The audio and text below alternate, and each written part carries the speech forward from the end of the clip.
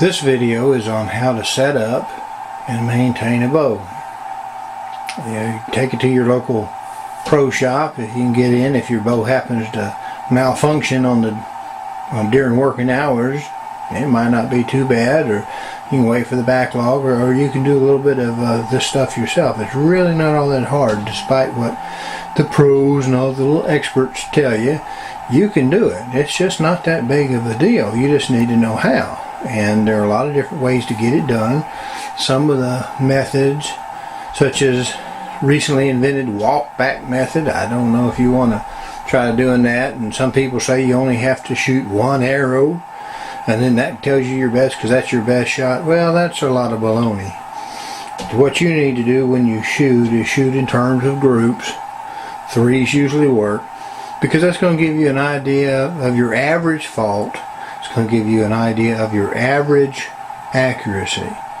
And true, while you're maybe in a tree deer hunting, you may have one shot.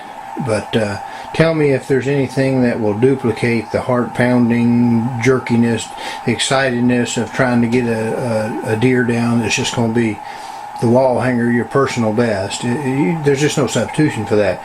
And so what you need to do is have very good equipment set up, so that when your error gets exaggerated by excitement, you've got the best shot going.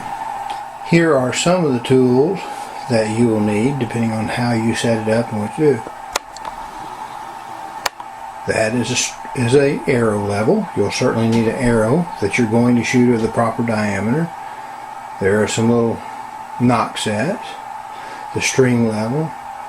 This has to be placed on the riser on a flat spot, and it's used by setting the little black dot at the end. You can set that on the knock side and then flip it over to the other side of the arrow and help you find this. A centering gauge is what that is. You may also use a micrometer or rule or something. You can also set them pretty square off the riser, but again, that's just going to be slight approximation, and the final proof of the pudding is going to be in the eating.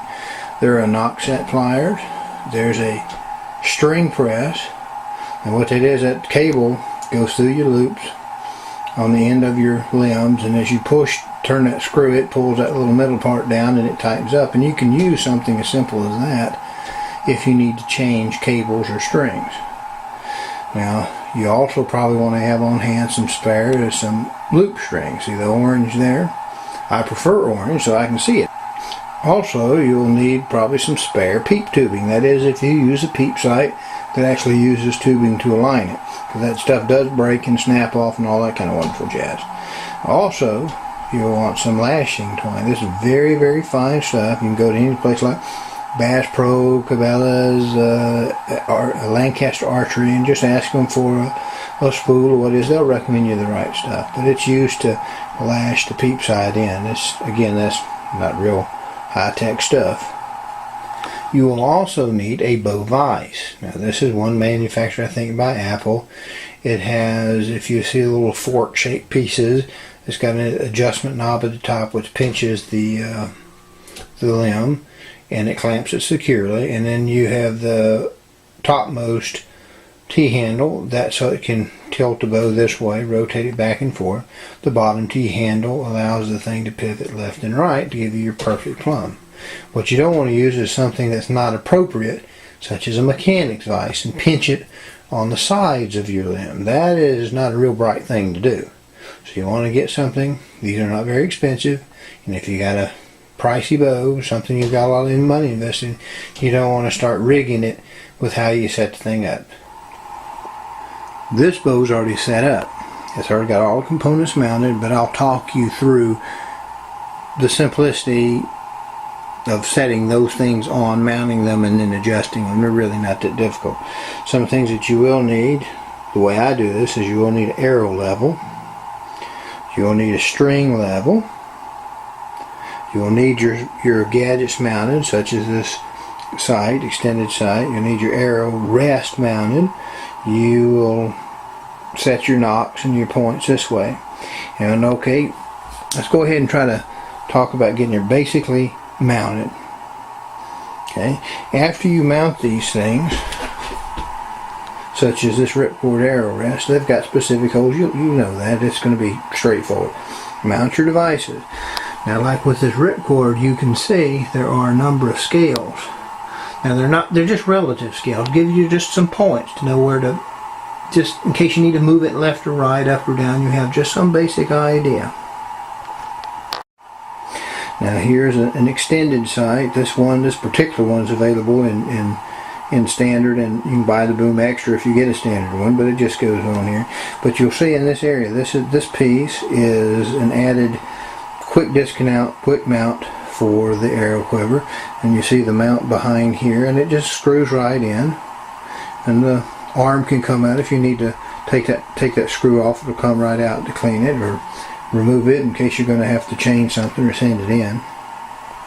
Now, once you snap the string level on, you should see that you've got a bubble on it for your left and right tilt rotate.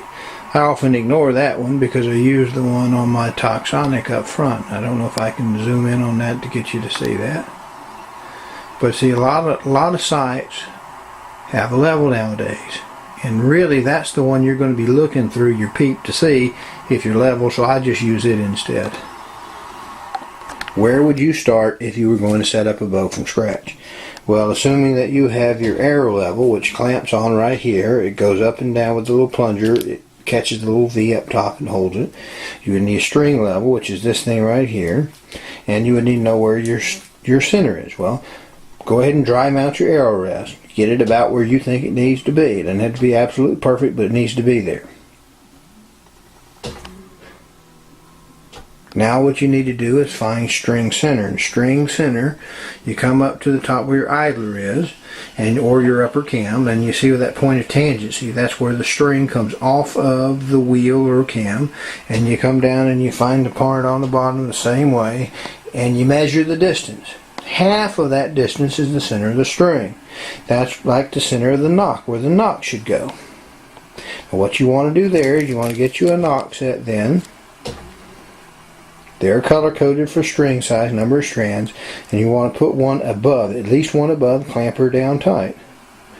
Then I prefer a second one down on the bottom. Some people don't use a second one. Some people put their actual cable release here. It actually picks up doing that. We'll pick them up another about a half inch of draw on there, and if that's important to you, do it that way.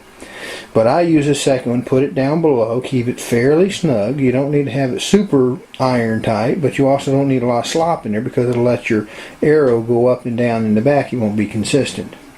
Clamp it down. Then we move to the arrow rest.